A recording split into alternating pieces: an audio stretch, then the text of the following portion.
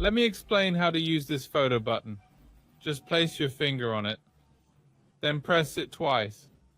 This exits the main menu. You can choose the lens, then the aperture and exposure compensation.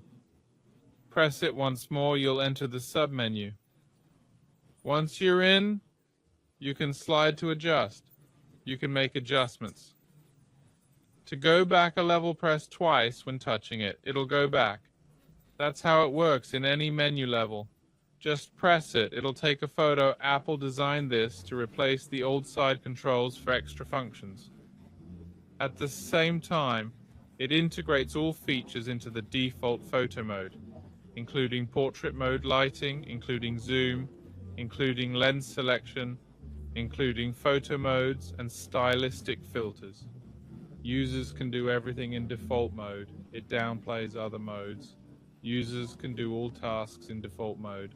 I got this in blue. It looks like this overall.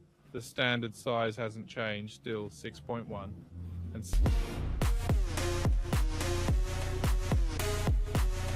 6.7 inches. Screen brightness seems unchanged. Let's take a look. Let's check these photos.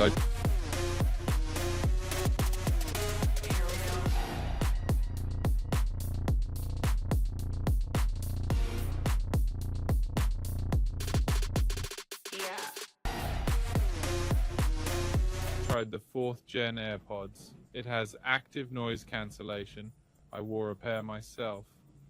The noise cancellation works well. It's very effective with the new H2 chip.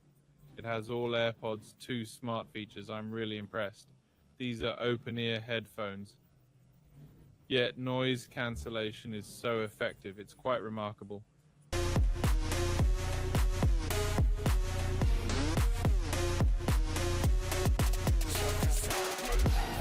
This is the 10th gen Apple Watch in glossy black aluminum. I'll use a light background. Let me take a look. Check out the bezel control. It's notably thinner.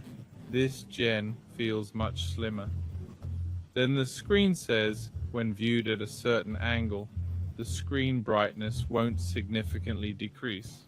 Looking at it this way, it does have some effect, but without a direct comparison, we can't tell how it compares to before. Let's switch to a light background. Now it's more obvious. Check this out.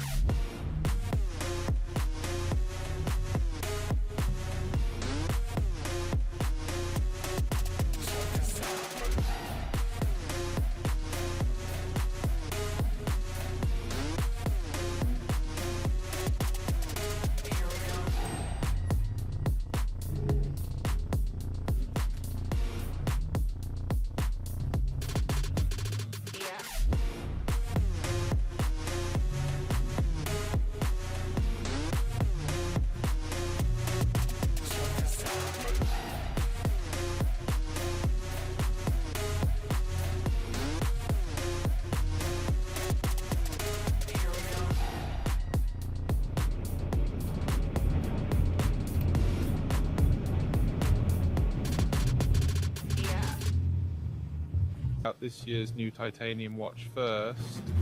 We'll use a light background to show the bezel. Since it's bright, we can see it's clearly thinner. It's lighter than the steel version, but not by much. Let's be more precise.